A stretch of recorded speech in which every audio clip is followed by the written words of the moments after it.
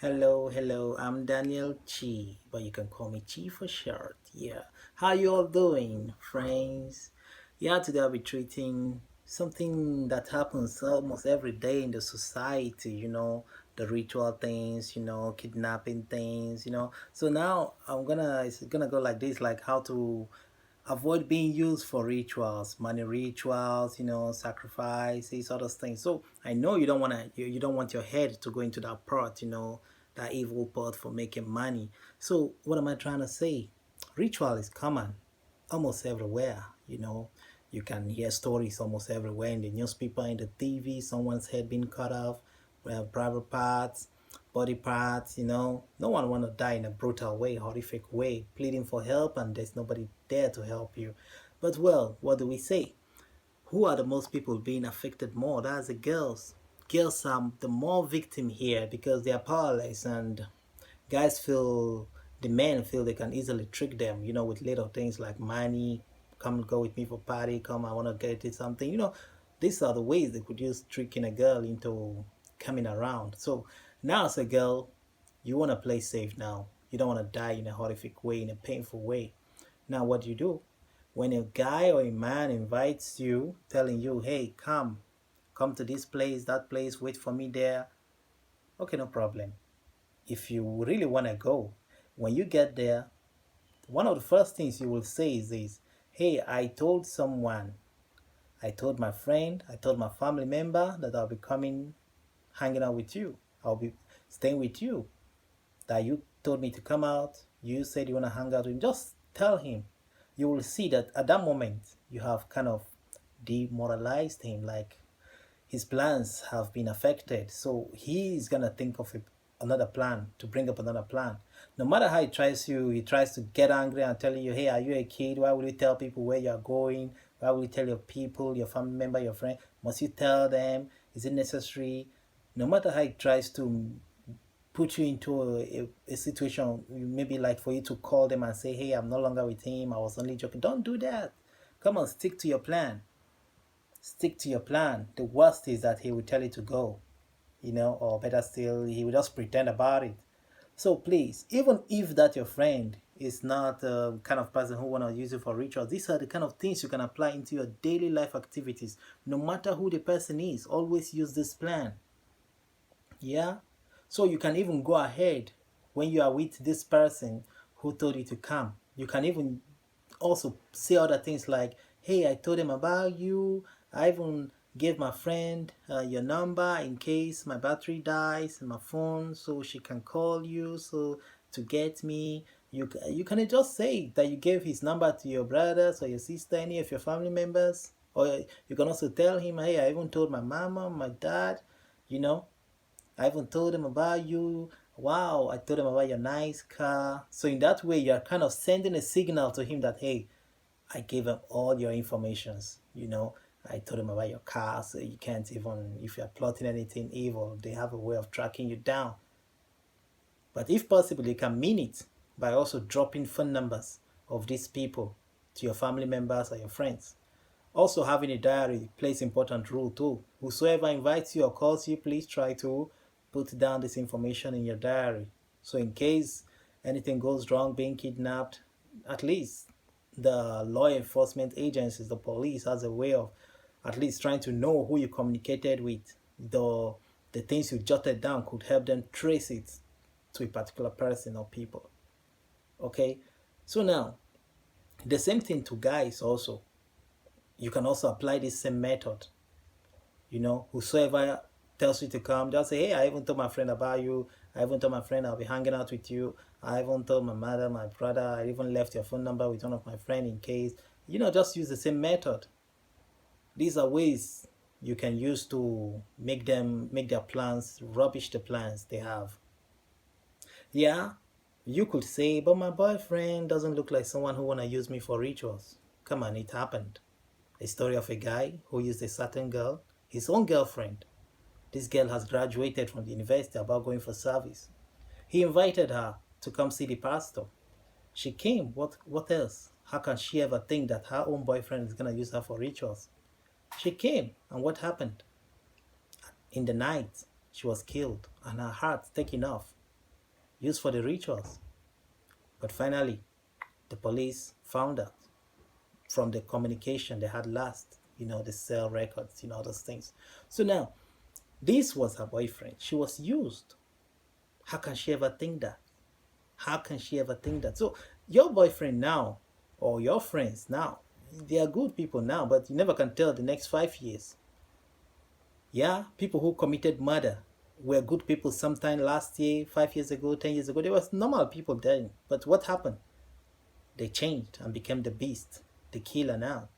So please apply this method. It can help a little. It can help a little. And again, don't be so crazy for material things, because material things are one of the ways two men, guys, could use to trick girls into coming out, hanging out with them, and then the rest goes on. So please keep records. Some guys could even tell you to come over. You see, girls could travel long distance just to go see a guy. It's also risky. You don't even know this person. You just chatted on Facebook and look at you, you're already going. You don't know them. You don't know his character, his behavior. You don't even know anything about this person. All because it's just chatting only, just through chatting. You don't even know someone that knows him that at least could give you a clue about this person you're going to meet. You just feel, yeah, he loves me. He has been sending me things, giving me money. Yeah, I believe he loves me. But maybe he's only using those things to trick you to come. So I know you yourself had heard many stories of people being used for rituals by their people who they chatted with on Facebook and the rest of them. Social media thing. Or a guy you met. It happens daily. In newspaper, in TV, you hear the stories. Body parts found there, dead body there in the bush, here, there. So now look at this. I had a friend in the past. She never told me where she was going actually, but I was the one who called her up around 10:30, 11. I say, hey, how are you? She was sounding somehow. Then I said, where are you? That's the normal thing when you call. You ask, where are you? Africa. So she told me she's in a church. I said, what are you doing there by this time of the night? Are you alone? She said, yeah. I said, what kind of church? You are going, only you? Nobody in the church? She said, no. I said, have you called the pastor? She said, yeah. She called the pastor, said she should wait. I said, why? I said, okay, no problem. Call the pastor again. I'll call you back. So she did. In the next hours or minutes later, I called her back. That's getting to 12. I said, hey, have you called this pastor? Have you finished? She said, no. She's still waiting. I said, by the way, when you call this pastor, what does this pastor tell you? She said, the pastor keeps saying, are you alone? Did you tell anybody you're coming? Are there people around? Do you see people around? Is it getting dark? I said, what kind of a pastor will be asking you if you told anybody if you are coming? Did you come alone? Did you tell anybody? Are you there alone? Is it getting dark? Are there people around? She said, yeah, this is what the pastor keeps telling her anytime she calls. I said to myself, for this pastor to keep asking her, are you alone? Did you tell anybody? What kind of a pastor will ask you, did you tell anybody? Does it now shows that this pastor has an interior motive, an evil plan she wants to carry out, he wants to carry out, so it could call for suspect. So I told her, hey, look, for me, I'm suspecting foul play here. You have to just leave. Because maybe, I told her, look, this pastor is asking you these questions to get information, to give to the people who will come get you. Now, this pastor is delaying her. This pastor doesn't want to come. He wants everywhere to be dark and late so that she can't find a way to get home anymore. Africa could be dark. And this church is in a place where it's in a place where there are bushes, not like in a place where you find houses around. Scary place. So I told her, hey, just go, run for your life. She was not shivering. You can just feel it from her voice, the way she was talking, filled with fear, her soul gripped with fear, So finally, she obeyed. Thank God. She left. Then when she arrived home around 1, hey, she said she's home. I said, no problem. Don't try that kind of thing anymore. Because you never told anybody. I was one who just felt like calling her to know how she's doing, just to say hello, But see how God used me, saved her. Could you believe that after that day, weeks and weeks, days and days going on, this pastor never called her anymore to ask her, hey, I came, but I never saw you, blah, blah, blah. Because the pastor must have come. Or maybe sent the guys who's going to come to kidnap her or take her body parts. But maybe the guy said, hey, she's not even there. We came, we didn't see her. So the pastor was like, yeah, I've lost this one. I have to plan for another one.